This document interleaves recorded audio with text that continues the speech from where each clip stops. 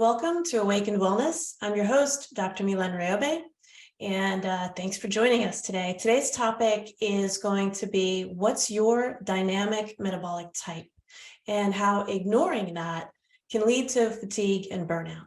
And of course, as always, what you can do about it. So this topic is really important because it's actually the basis from which I help all of my clients. So in my study of traditional Chinese medicine over 20 years ago, I didn't know it at the time, but there are these 6 different types that people exhibit, or patterns, that once you know what which of those 6 you fall into, it kind of unfolds everything that's going to work for you and everything that's not going to work for you. And I'll explain what I mean by that. So when I studied traditional Chinese medicine, there was a concept in traditional Chinese medicine that flows through everything. And Chinese medicine is very holistic. It is basically all-encompassing. And it is all about balance, and how we balance what we think are opposite parts of ourselves that are really not opposites at all. But Chinese medicine explains it so well that we begin to kind of understand how we can start to bring all of our being into balance.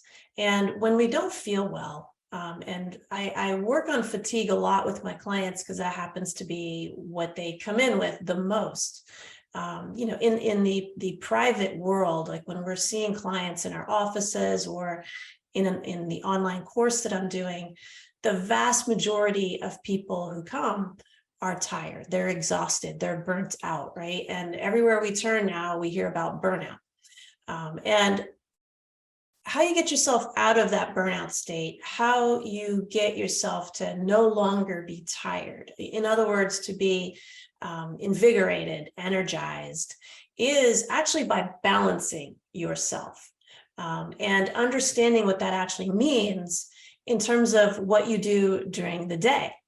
And so Chinese medicine is about the balance of yin and yang. And yin and yang appear to be opposites, right? So yang would be, for example, daytime, and yin would be, for example, nighttime. And we think of those things as being opposites of each other, but really they're the same thing. It's just our perception of that one thing that shifts. So if we are opposite the sun, where we are located on the planet, we perceive that as nighttime, but it's just as easily daytime. It just depends on where on the planet you are. So day and night are actually the same thing. And Chinese medicine teaches us that day and night are actually the same thing. So we understand that, yeah, day is kind of the opposite of night, but not really. Day becomes night and night becomes day. And so they're kind of the same. They're interchangeable. And this is what the balance is about. And so once we begin to understand, wait, they're kind of the same thing, but it's my perception that I need to shift so that I can understand what it actually is that I'm looking at. And so they talk about the balance of yin and yang, and then they talk about this concept called the 8 principles. And so they divide yin and yang into 8 different little categories. And so there's yin and there's yang, and that's 2 of the concepts. And then they talk about temperature, right? So something is either hot or cold. And then they say something is either on the inside or on the outside. And then they say that, what's the last principle? How can I explain it the best? It's interior, exterior, yin and yang, hot, cold. And basically what it means is, if you can subdivide those categories, you will be able to pretty much explain everything. If you're able to subdivide that into what I call a dynamic metabolic type, but in Eastern medicine, they basically call it the theory of yin and yang. Then you understand how you move through your day. And so what I realized after a while is, if you can know if something is either too much or too little. So the 7th and 8th principles are excess and deficient. And then there's hot and there's cold. If you can just figure out those 4 things, you're going to really know exactly how to move through your day, how to balance everything out, how to feel better. And so unknowingly, I began to categorize all my clients into these categories. And they teach us how to do this in Chinese medicine. But what I realized is I can actually teach people how to do this for themselves so they can know how to do this. Because what I found is that people would rely on me to tell them everything, right? And we have a joke, like people come into the office and they just start sticking their tongues out, because that's how we diagnose people in Chinese medicine. They stick their tongues out and we actually kind of read their energy on their tongue. And we also feel their pulses. But that's after we sort through a bunch of symptoms with them. And so what I realized is there's 5 simple questions that you can ask yourself that will help you know which of these dynamic metabolic types you are. And then from that, you'll be able to figure everything out on your own. So while it may seem very complicated, it's actually quite simple. And so there are 6 dynamic metabolic types that I came up with that I found to be the most helpful for me to help my clients. So I'm going to show you today how to figure out for yourself. And then you can pretty much determine everything else you need to do from there. So if you're feeling tired, if you're fatigued or burnt out, that's because you're out of balance, right? And you're going to be able to figure out, well, what am I out of balance in, by knowing which of the dynamic metabolic types you are. And so if someone's tired and they come in, I usually ask them, like, on a scale of 1 to 10, how do you feel when you wake up in the morning? And they have to pick a number from 1 to 10. 1 being they're so exhausted they can't get out of bed. 10 being they feel great, they can bounce out of bed and do anything they want to do. Most of my clients, if they come in feeling tired, they'll pick a number anywhere between 3 and 7. And so I tell them, okay, keep that number in mind. And then the next question is usually, does that number go up or down as you move through your day? And again, for those of you who haven't done our burnout assessment yet, you can go to awakenwellnessnow.com. And you can download the burnout assessment, which will help you to figure out what we're going through right now to figure out your dynamic metabolic type. And so that number, when you wake up in the morning, let's say it's a 5, right? If you wake up in the morning and you're feeling like I could still sleep, but I got to get up because I have to go to work or take my kids to school or whatever the case may be, and you rate yourself a 5, right? Does that number go up or down as you move through your day? So as you get up and you start moving around, maybe you've taken your shower, maybe you've had your breakfast, had your cup of coffee, does that number actually go up? Do you go from a 5 to a 7? Or do you actually start to feel worse, right? Does that number start to take a nosedive as you move through your day? If that number goes up and you feel great and you need to keep moving through your day to feel better, you're an excess dynamic metabolic type. So there are 2 broad categories of dynamic metabolic types. You're either going to be excessive or deficient. So if you woke up with a 5 and you actually feel better when you move around, that's a sign of what I call an excess dynamic metabolic type. The reason for that is as you feel like you need to move around, what you're actually moving around is inflammation and toxins. So there is an excess of stuff in your body that doesn't belong there that you feel like you have to force to move. Those are the people that will say, I woke up a 5, but then when I started to move around, my 5 went to a 7 or an 8 or a 9. And if I keep moving around, I feel fine. But if I sit still, I don't feel good. I'll fall asleep at my desk. I'll fall asleep on the couch. I'll fall asleep in meetings. Those are people that have an excess dynamic metabolic type, right? So just keep that in mind. Now, if you're the one that says, you know what, by 1 o'clock in the afternoon, I'm exhausted, I'm tired, I could take a nap. My 5 goes down to a 3, and then it keeps going down from there. So that's telling you that you have a deficient dynamic metabolic type. In other words, as you move around, you're using up energy that you don't really have, and you're feeling more and more and more tired. That's a sign of what in Chinese medicine we would call a deficiency.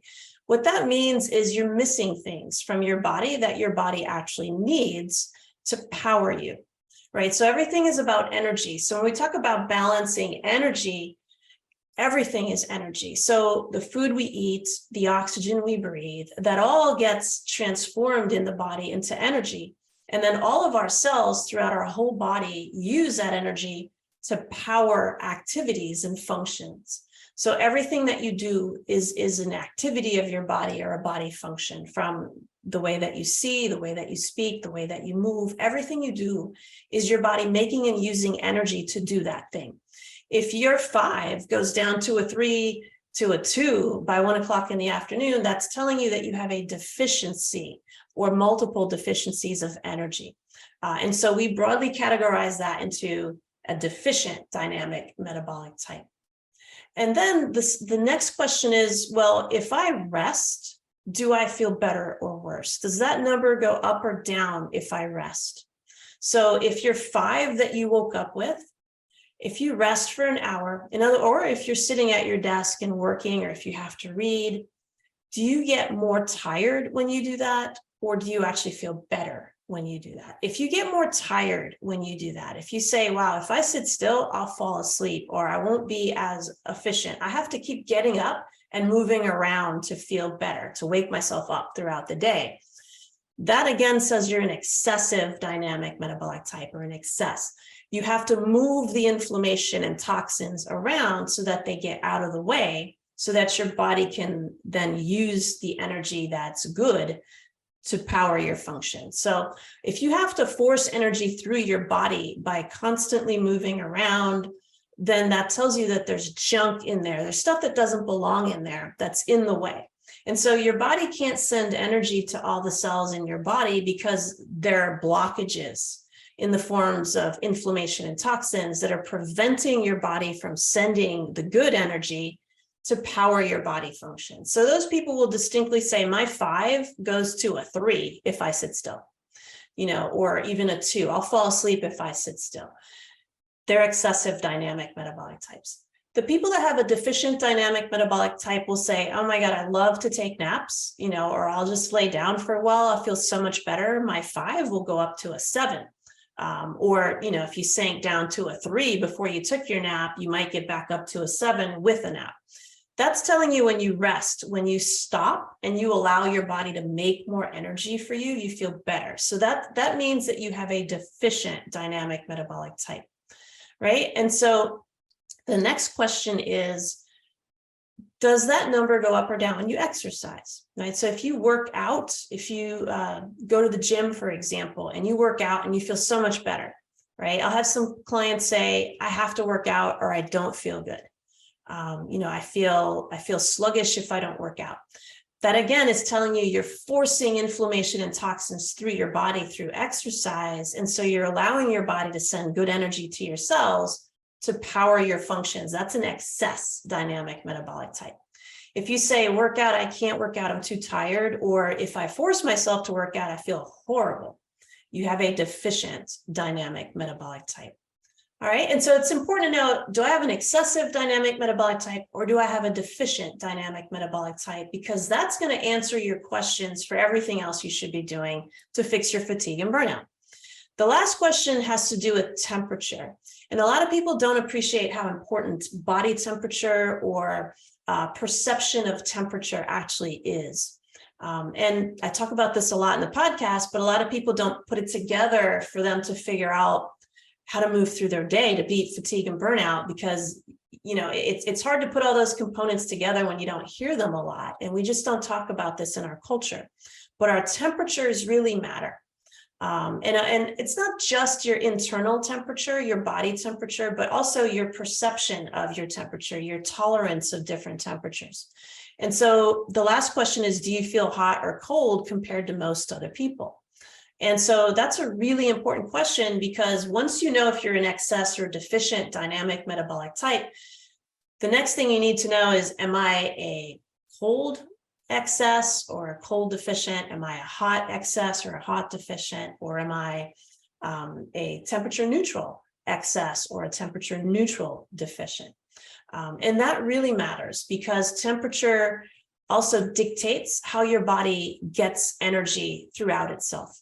So if you're too cold, if you say, you know what, I always have a jacket on, or I'm always wanting to turn on the heat when no one else really feels cold in my family, or if I go out somewhere, no one around me feels cold. I feel like I'm the only one with the jacket on. Or even if your temperature is too low. So some people will have a temperature of 97, even 96. You're a cold dynamic metabolic type. So once you know if you are in excess or deficient, you marry that with knowing if you're cold or hot or temperature neutral. Hot will be, I feel warmer than everybody else. I'm always trying to crank up the AC or turn the fan on when nobody else wants to. Or my temperature is always a little bit higher than it should be. I'm always at 99 degrees. You're a hot dynamic metabolic type. And then other people will say, I don't feel hot or cold, I feel fine. And so they are temperature neutral dynamic metabolic types, right? And it's important to know that because being too cold makes your energy flow sluggish. And so it tends to cause more inflammation, and it also allows more toxins to sit in your body because your body doesn't move things around as efficiently when things are too cold. And I say this a lot, but it's so important. Out in nature, when the temperature goes down, things slow down, right? And even water will freeze. It will stop moving entirely if you cool it down enough, right? And so things slow down when they're cold. The same thing happens in your body. And so there are a lot of clients who will feel better within a week or so just by not eating cold food anymore because they were too cold. And so it's about balance, right? And so you want to make sure if I'm too cold, I want to warm myself up. If I'm excessive, I want to do what is going to remove the inflammation and toxins most efficiently. But if I'm deficient, I want to build myself up, right? So if you're deficient, you need to build yourself up. It's all about balance. If you're excessive, if there's too much inflammation and toxins, you want to drain those things out. It's about balance, re-achieving balance. If you're too cold, you want to make yourself warmer. If you're too hot, you want to cool yourself down, right? And so that's what balance is all about.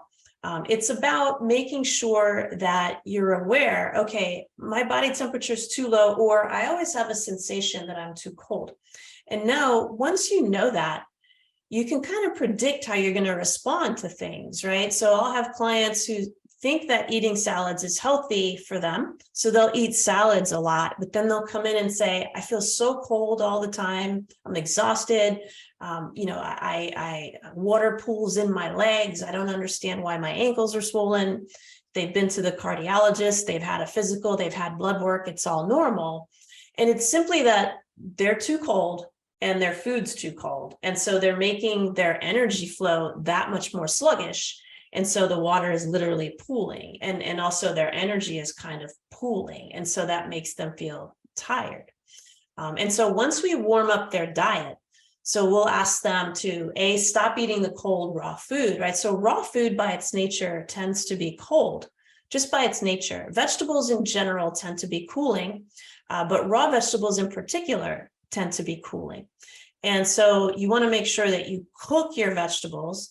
And again, people will say, but then they'll lose their nutritional value. I'll say, just make a broth out of them and drink the broth too, so that you still get the nutrition, in your vegetables, but they have to be cooked if you're too cold.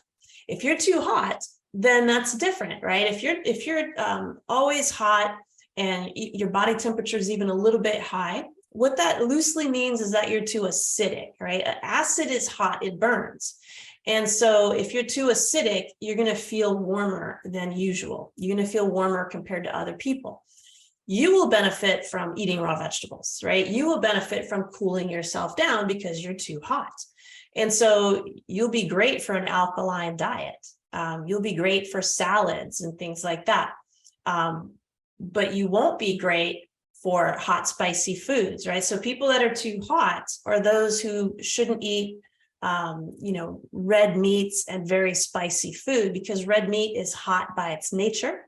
The color red tends to be warming, and spices will tend to be warming, right? And we all talk about the meat sweats, right? When we eat a lot of meat, some people will say they start to sweat, right? Those are the people with the hot dynamic metabolic types, that they will make themselves hotter by eating the red meat.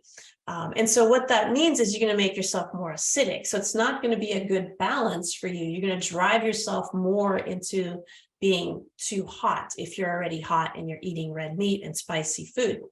And so that's how you can begin to balance yourself once you know your dynamic metabolic type. The other thing that you can know then is what type of exercise is going to suit you best, right? So once you know, okay, here's my diet and here's what I should eat more of and here's what I should avoid, the next thing is what type of exercise should I do, right? So people will always ask me, should I do this exercise, that exercise? Or they'll come in and they'll say, I tried, high intensity interval training and I felt so much worse after. And then when we assess their dynamic metabolic type, we'll see that they were a deficient dynamic metabolic type. So once you know, okay, what is high intensity interval training, right? It tells you in the name, it's high intensity. So in other words, you're going to be expending a lot of energy to do that activity. Something where you're going to be expending a lot of energy to do that activity. So another thing would be running, right? So we expend a lot of energy running. We expend a lot of energy, doing, not Pilates, I'm sorry. What's the other one? P90X, boot camp, again, high intensity interval training. There's a lot of energy expenditure associated with those exercises. So if you are a deficient dynamic metabolic type, that will not balance you, right? You can see now that if I'm deficient, I don't want to waste the energy that I have because I already don't have enough energy. And so those people, I will tell them, make sure you do what I consider to be, or what's considered to be, I should say, restorative activities. So it's not that you shouldn't move, right? It's not that you shouldn't exercise, but you want the exercises that you do to be restorative. You want the activities that you do to be restorative. And so what does that mean, right? The most restorative thing you can actually do is breathe. And that's not an exercise per se, but you can get exercise benefits from just breathing. The reason being, if you're breathing properly, you will actually drive more oxygen into your body, which will then increase your metabolism. It will allow your body to make and use more energy. So that will not only bring you out of fatigue if you're in a deficiency state, but it will also have a similar impact to what we understand the health benefits of exercise to be without moving anything but your nostrils and your lungs, right? So that's actually a restorative activity for someone who's deficient. Now, that doesn't mean people who are excessive shouldn't also do proper breathing. They should, but it's much more important for the person who has a deficient dynamic metabolic type to do that type of breathing, because that will help you build your energy. So I think we had one question. Most days I wake up feeling great. I would give it a 9. I get up and I notice a few aches, get my coffee, and then hit the road, feel great. But if I rush out before my coffee, I just don't have the clear mind or motivation I normally have. Also, I'm usually not hot compared to my girlfriends. So I'm unclear if my metabolic type is excessive or not, or if I could be addicted to my coffee. Or lately, I'm believing it's my need to take time for myself before I get ready to take on the world. That's great. So coffee, right? What is coffee? So coffee gets us moving, right? So when we drink coffee, we have to go to the bathroom. So that moves things down and out of us, right? So coffee is a cathartic. It's also a diuretic. So what does that mean? A cathartic means it makes our bowels move, and a diuretic means it makes us urinate. So coffee is moving. So it's something that forces movement. And so that's one of the health benefits of coffee, is that it forces movement. So if you have an excess dynamic metabolic type, coffee will actually be to your advantage as long as you're not too hot, because coffee is extremely acidic, right? So you sound like you're going to be a hot excess dynamic metabolic type. Now, to know better, I would suggest you take our burnout assessment on our website. It'll walk you through all the 5 questions so you know exactly which dynamic metabolic type you are. But just from reading your question, sounds like you're a hot excess dynamic metabolic type. So coffee helps you because it drains the excess. So it gets that fluid. The aches and pains that you feel when you wake up is inflammation, right? Or maybe some toxins just pooling as you slept, right? So someone with an excess dynamic metabolic type sitting still will make you feel quote unquote worse. So you'll feel like there's a little bit more inflammation in your body when you wake up. But as you force yourself to move, and in particular, if you drink your coffee, you're going to force that fluid to move around because that's just what coffee does. Now, the downside of that potentially could be that coffee is acidic. So if you're a hot dynamic metabolic type and you're drinking coffee, it's kind of good and bad at the same time. So that's probably why you feel fine drinking the coffee.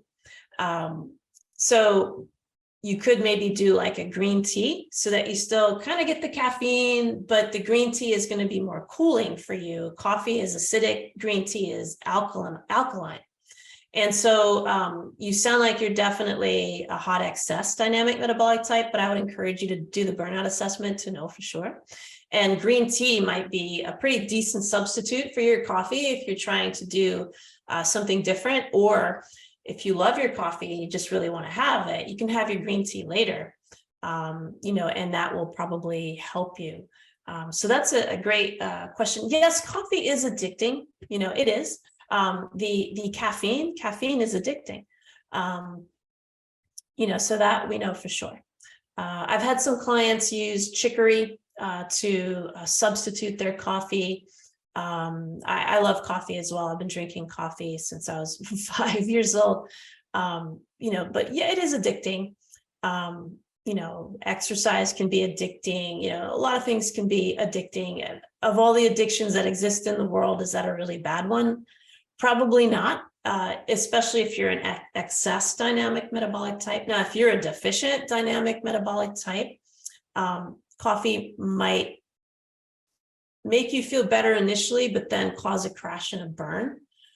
So you want to be very careful if you're deficient, but you sound like a hot excess. So that's a great question. And so back to the exercises. So, that's what we call pillar number 2 in our online course, and restorative exercises versus draining exercises. So I use the word draining on purpose because if you have an excess dynamic metabolic type, it's okay to drain out that excessive energy because it's not good energy, right? Your body doesn't overmake energy, right? It makes what it needs if it can.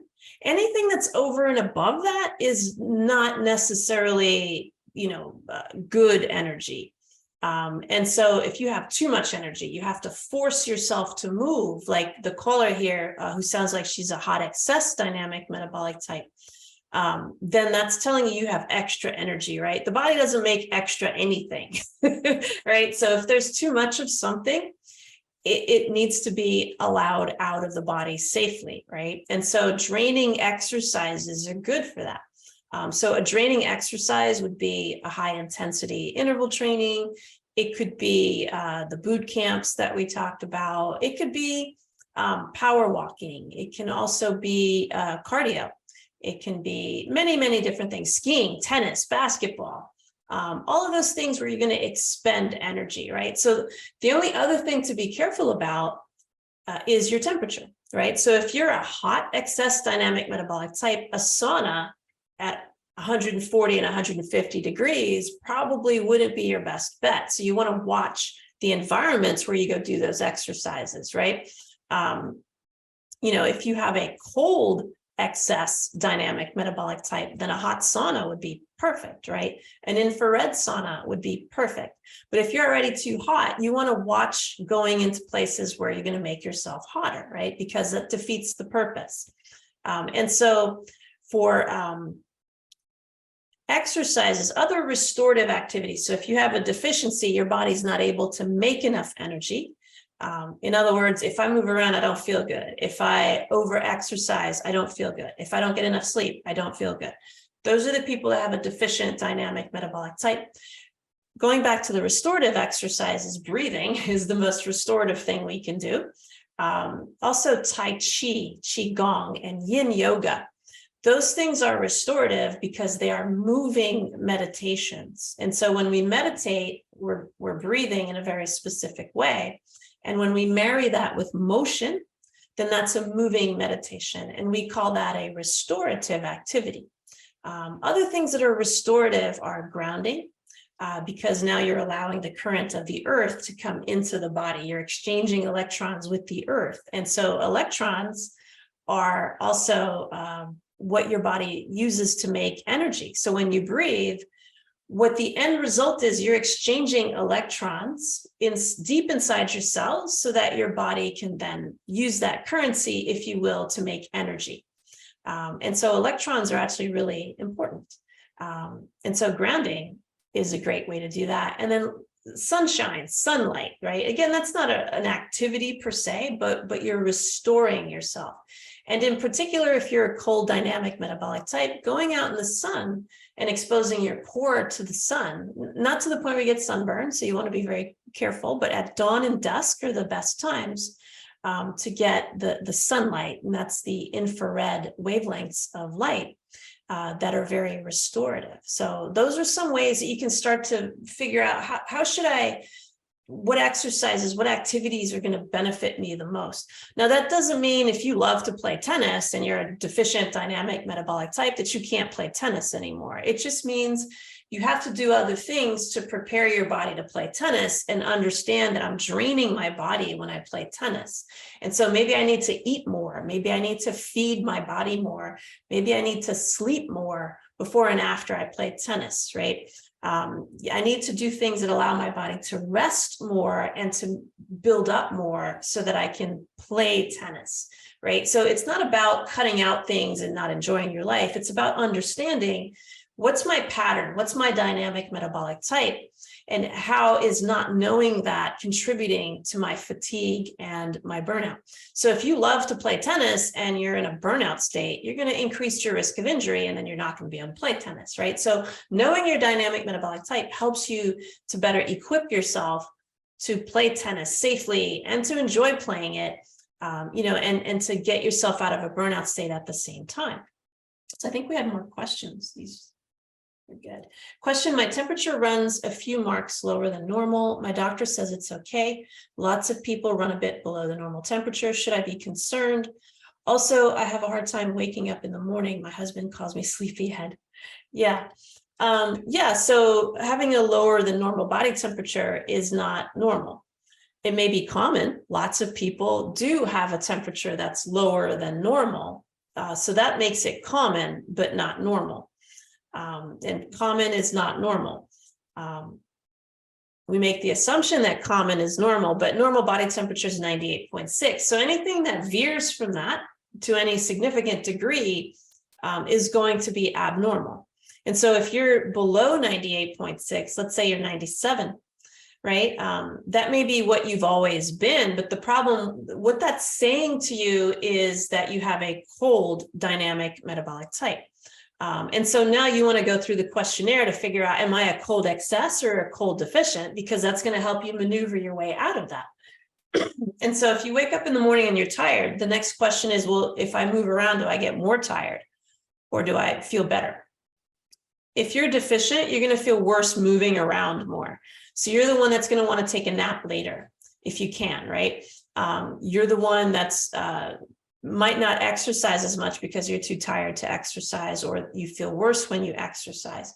If that's you, then you want to warm yourself up by building up your metabolism. So you want to have spicier food. So you want to add some ginger and nutmeg and garlic to your food. Obviously not in the same recipe, right? But these are just examples of spices. If you're super cold, like 96 degrees, then maybe a little cayenne.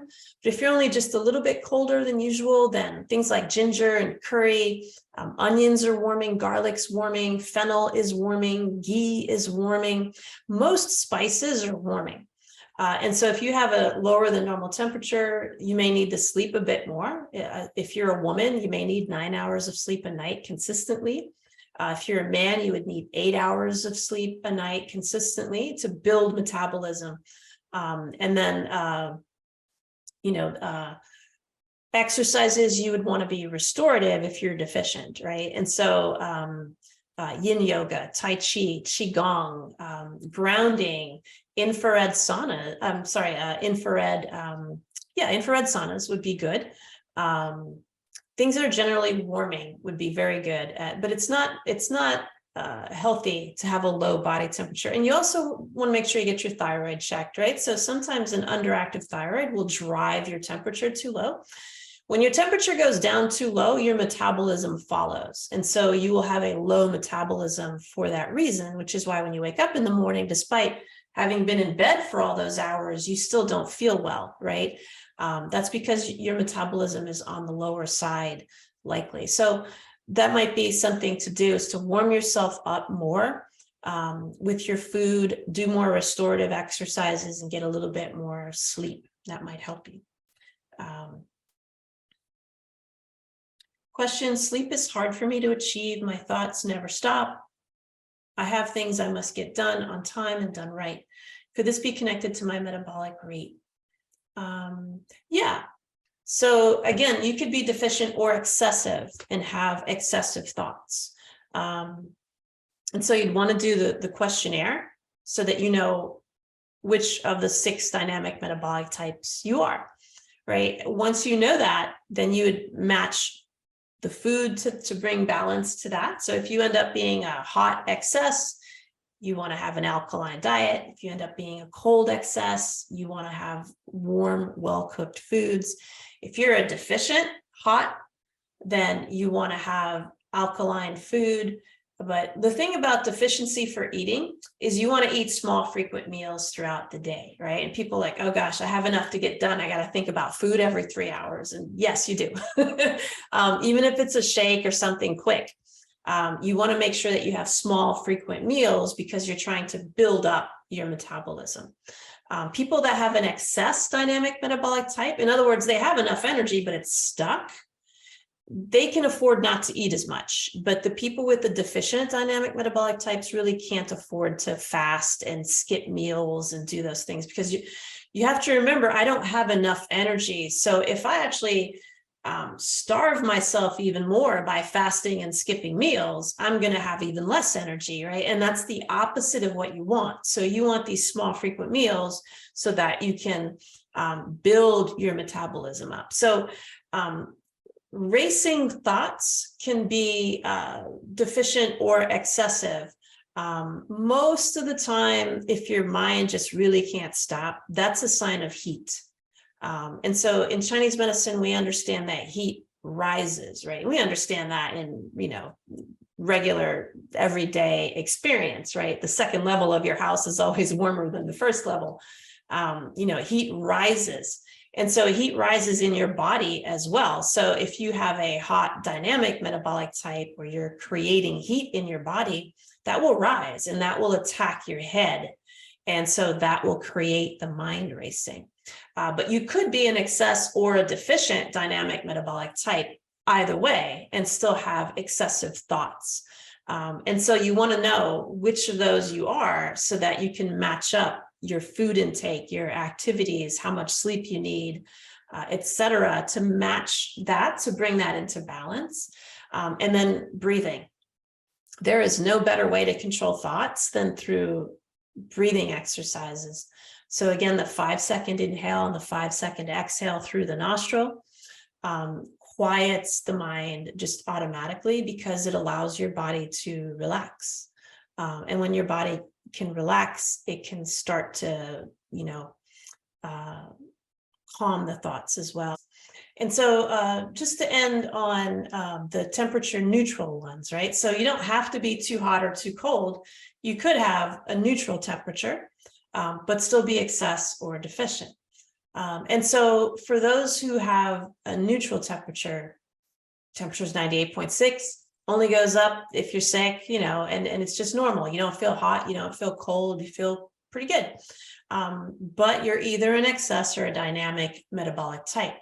And so for that, you want to, again, stay balanced. So there are, temperature neutral foods that you can eat, but it's kind of hard to stay on that, narrow of a tightrope. So, temperature neutral foods are things like duck and eggs, poultry, salmon's a little bit on the warmer side. Most fish is cooling. Red meats are warm for the most part. Gamey meats are very warm as well. Most fruits can be neutral to warming to cooling. So tropical fruits tend to be cooling. Watermelon and papaya, mango, citrus fruits are also cooling. In other words, when we say things are cooling, we mean that they're on the alkaline side. And so people say citrus fruits are acidic. How can you say they're alkaline, right? And I used to think the same thing. In Chinese medicine, they are cooling foods. And I always found that to be bizarre. How can that be cooling? But it is cooling. And what I read in my study of functional medicine is citrus fruits are acidic on the outside of the body, but when you eat them and they are metabolized in the body, they become alkaline. And so they are alkalinizing. And so the Chinese say that they are cooling. And so they're correct as a food. And so you want to kind of know, okay, like for example, the first caller who turned out to be a hot excess dynamic metabolic type, but she's drinking coffee, right? So the coffee is good for the excess because coffee moves things around. But if she's hot and she's drinking coffee, she's making her hot hotter, right? And so that may not be beneficial. So what I recommended to her is that she have green tea as well. So, coffee in the morning, green tea later on in the day. And what that does is because green tea is alkalinizing and coffee is acidic, they'll kind of neutralize each other at the end of the day, right? And so that's, a strategy that I teach my clients to use is if I really love coffee, like me, I would never give up coffee. Like that would just never be a thing. And so I know, okay, I need to have more green tea. I need to do things that are going to balance the coffee. Right. And so I do that. I just know, okay, I'm going to balance it out with other things that are going to cool me down. Right. So I'll have, salads to cool me down. I'll do things that will balance the heat and the acidity of the coffee. And so those are some strategies if you're temperature neutral that you can employ. And people will say, how do I know like what's hot, what's cold? Like it's so confusing. And kind of, yeah. You can look at nature, right? Nature kind of builds in the clues, and so fish, the ocean tends to be pretty cool, right? And so things that live in the ocean tend to be cooling. So fish in general tend to be cooling. Water, again, is cooling. So foods that have a very high water content, like celery and cucumbers, citrus fruits have a lot of water in them. So that's one of the reasons that they're so cooling is because of the sheer amount of water that is in them. Things that are grown in tropical environments, things that are naturally found in tropical environments are going to be actually cooling. So nature also has this kind of built-in balance to itself. So nature knows if you're in a climate that's close to the equator, that's super hot, you need things around you that are going to be cooling. So tropical fruits are cooling for that reason. And same thing, things that are at the higher latitudes, like elk and bison, you'll find them at the higher latitudes on the planet. They tend to be hot because that environment is cold, right? And so those are some of the ways you can kind of cheat and figure out, is this hot, is this cold? Also, things that are bland, things that don't have much flavor, like green tea, not much flavor, right? And so that's bland, it's cooling. Things that are spicier will be warmer, like cayenne pepper, right? It'll burn your mouth. So that's a clear indication that it's warming, right? So those are some of the ways you can kind of cheat. I think we have another question.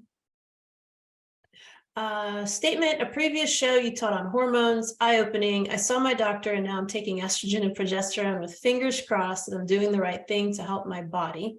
I trust your advice. My doctor was hesitant, so I convinced her by what you shared. Thanks for sharing your expertise. Oh, you're welcome. Well, one caveat to that, I would say, make sure that those hormones are being properly monitored, right? If your doctor's not comfortable monitoring your hormones, or if she's not monitoring them at all, I would highly recommend that you see someone who would monitor those for you. You want to be very careful on hormone replacement therapy, not to just be on it, right? You want to be sure that you're monitoring them and also marrying them to proper nutrition. So hormones, again, don't work in a vacuum. So you have to make sure your nutrition's on point. So hopefully she's doing all that with you. So just wanted to put that out there, but I'm really happy that if you needed to be on those hormones, that you're on them.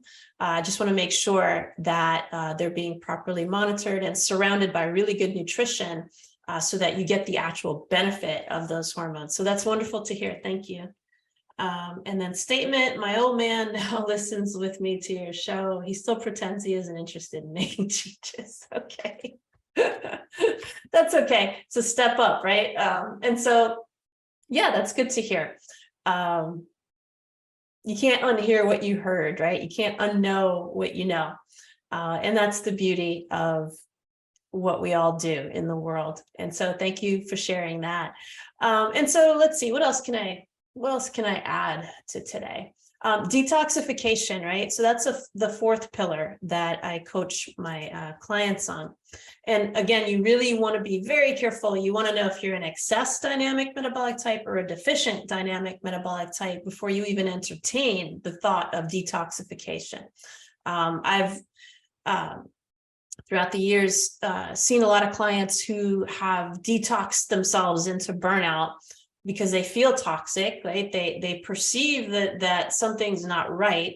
And so they go and they do a detox and they feel better temporarily. And then they start to feel tired again. So they'll feel better for a few days and then they start to feel fatigued again. And what happens is they think, well, let me go do another detox. Maybe I didn't do the cleanse long enough.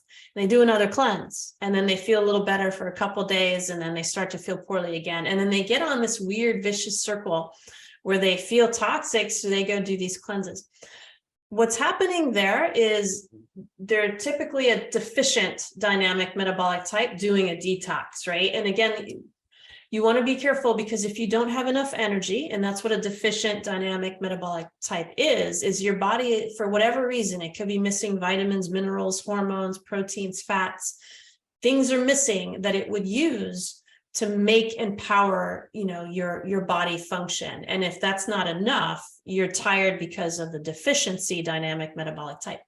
If you may feel toxic because if you don't have enough energy to detox yourself, you will accumulate toxins and inflammation because of that. But you want to be very careful. That doesn't mean you have an excess dynamic metabolic type. It actually still means you have a deficient dynamic metabolic type.